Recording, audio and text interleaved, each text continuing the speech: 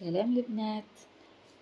أول حاجة نبدأها نقوله اللهم صل على سيدنا محمد صلى الله عليه وسلم أفضل خلق الله وعلى آله وصحبه أجمعين. البنات اليوم حبيت ندير معكم فيديو جديد في القناة. حبيت ندير معكم وصفة المحلبي اللي كامل نعرفوها وبالك بزاف ناس يحبوها. اليوم حبيت نديرها معكم خطوة بخطوة. البنات حبيت نمد نصيحة فقط، نفضل انه نتوما تروحوا تشروا رز ابيض والثوم، يعني ما تروحوش تشروا محلبي غبرة واجدة من المحل. نفضل انكم تشروا رز ابيض وترحوه في الدار. انا هنا شريت كيلو، جابت لي ما شاء الله يعني كمية ما شاء الله.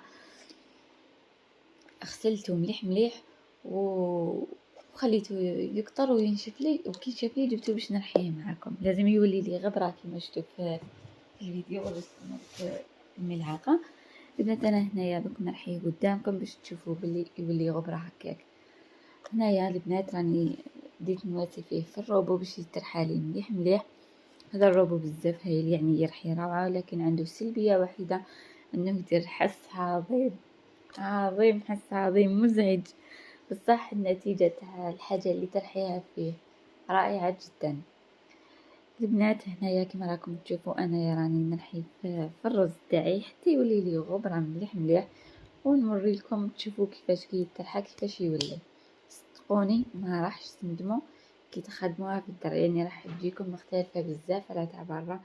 تجيكم مذاقها هايل، يعني كريمية رطبة.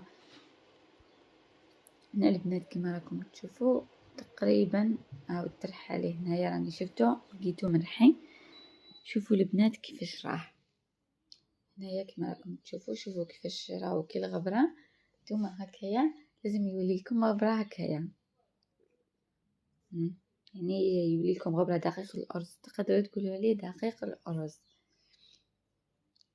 واللي حب ترحيه مليح مليح تزيد تقدر تزيد ترحيه باش يولي لها غبرة غبرة. انا هنايا يعني راهو شويه محبب، لكن ماشي كأنه مدقوق، يعني محبب مليح. بنات هنايا بعد ما رحيته وشفتوا النتيجة تاع كيفاش رحيناه، نجو نهضروا على المقادير. المقادير جد بسيطة وجد سهلة كما راكم تشوفوا.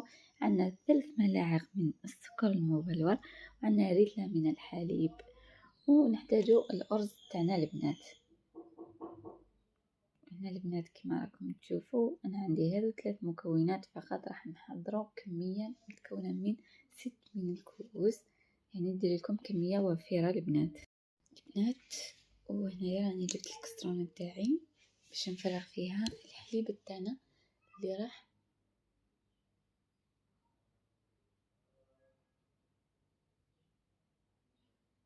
هيك. كما راكم تشوفوا البنات راني فرغت الكسترونة الحليب، وراح نضيف المكونات تاعنا اللي لازم نديروها، اللي هي المكونات الناشفة تاعنا هذيك. نديرو السكر تاعنا ونديرو الكمية تاع الأرز البنات. للإفادة فقط، للإفادة البنات، الكمية تاع الأرز أنا ندير حوالي 5 ملاعق مملوءة، يعني تجيبي 5 ملاعق مملوءة ديريها. بالنسبة هنا تحبيه يكون كريمي، إلا حبيتيه يكون عاقد مليح مليح تستعملي حوالي 6 ملاعق، يعني انتيا وكما راكي حابة لا تستيغ تاع المحلبي تاعك.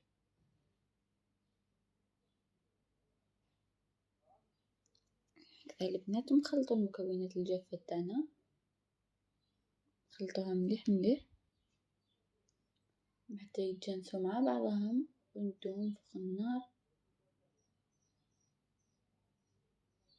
هنا البنات انا نديهم فوق النار ونوريلكم كما راكم تشوفوا البنات. هنايا راهم فوق النار يتغلاو. ملاحظة البنات تكونوا دايرينهم فوق النار، يعني دورة ودورة وارواحوا تحركوهم، ما تغفلوش على الرز، يعني ما بين دقيقتين الى 3 دقائق وارواحي تحركي الرز تاعك باش ما يلصقش، باسكو الا لصق يولي كتل والوصفه ما تنجحش. البنات انا هنايا راني جيت وجدت لي فيرين تاعي اللي راح ندير فيهم الوصفه تاعنا، جيت وجدتهم قدامكم كما راكم تشوفوا.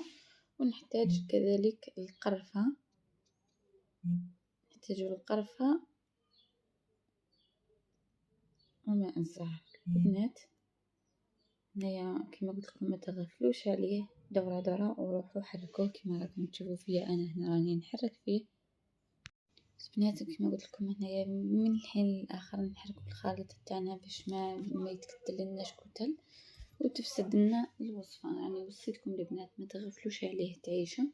لا البنات نحكي لكم بشويه الفوائد تاع المحل تاعنا، نعطيكم معلومه اللي عبالي بلي بزاف منكم راح تعجبهم هذي باسكو بزاف يحبوا يسمانو. البنات شوفوا المحلبي انا كليتها مدة شهر، يعني دوك راني شهر وسمانة. البنات صدقوني والله العظيم يا غير المحلبي زادت لي في الوزن حوالي 4 كيلو. عندي زوج وصفات كنت ناكلها ما انا كنت ضعيفة يعني رقيقة، كان اللي يشوفني يقول لي ضعيفة بزاف وهذه البنات والله العلي العظيم غير هذه. وكانت عندي واحد الوصفة ثانية راح نشاركها معكم البنات. لا بغيتو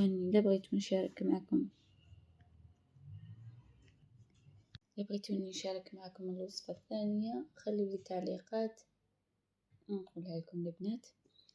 قلت لكم في ظرف شهر زدت 4 كيلو واللي يشوفني يقول لي واش درتي تلمو ظرف شهر زدت يعني سمنت بنت لي السمانة. لذلك البنات ننصحكم ديروها صدقوني ما راح تندموا والله العظيم ما راح تندموا. ولكن البنات للإفادة مش معناتها تتكلي على هذه الوصفة فقط، أكيد كي تنوضي الصباح لازمك تشربي حليبك ولا جوزيبا كل وحدة واش دير. أنا ديفوا نشرب حليب ولكن أغلب الأحيان ناكل بيض وخيار وطماطيش وشوي فرماج، يعني كل وحدة وطبيعة الأكل تاعها. ويلحقني الفطور أنا نفطر ووقت القهوة عشيات كذلك ديفوا نستقهوى كيما الناس ونتعشى. وهذه ناكلها ديفوا ناكلها في الليل بعد العشاء ديفوا بعد الظهر. المهم ناكل هذا وناكل أنا ناكل حوالي 3 كيسان إلى 2. صدقوني البنات جربوها والله العظيم غتلقاو النتيجة. نتمنى من كل واحدة تشوف هذا الفيديو تجربها من نهار العيد بإذن الله تكون زدتي 4 كيلو. وشنو قلت لكم ما تتكلوش عليها فقط البنات. هنايا الخليط تاعي راكم تشوفوا راه يطلق في الفقاعات معناتها راهي وجدت عليها. قلت لكم ما تهملوهاش باسكو هملتوها هناك توصل لهذه المرحله تولي لكم عجينه كتله.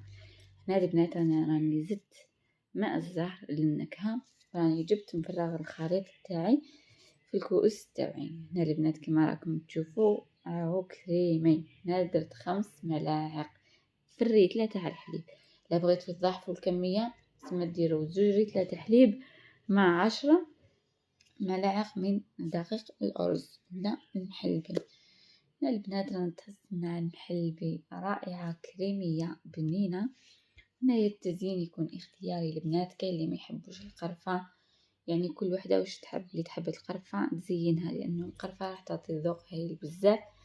البنات ننصحكم نصيحه فقط كي تشوفوا الكؤوس بردو يعني الخليط برد غطوه بساشي ولا كش حاجه باش ما تشكلكمش كتله من الفوق. يعني هذه نصيحه.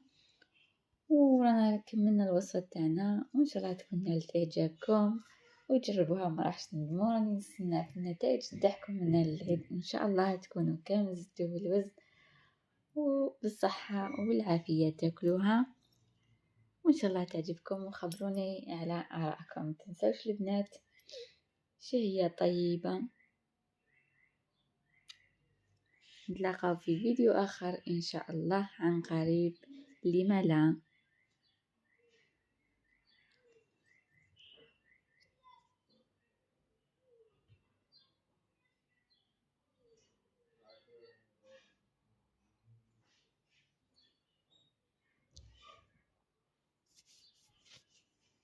خليتكم تشوفوا الوصفة مليح.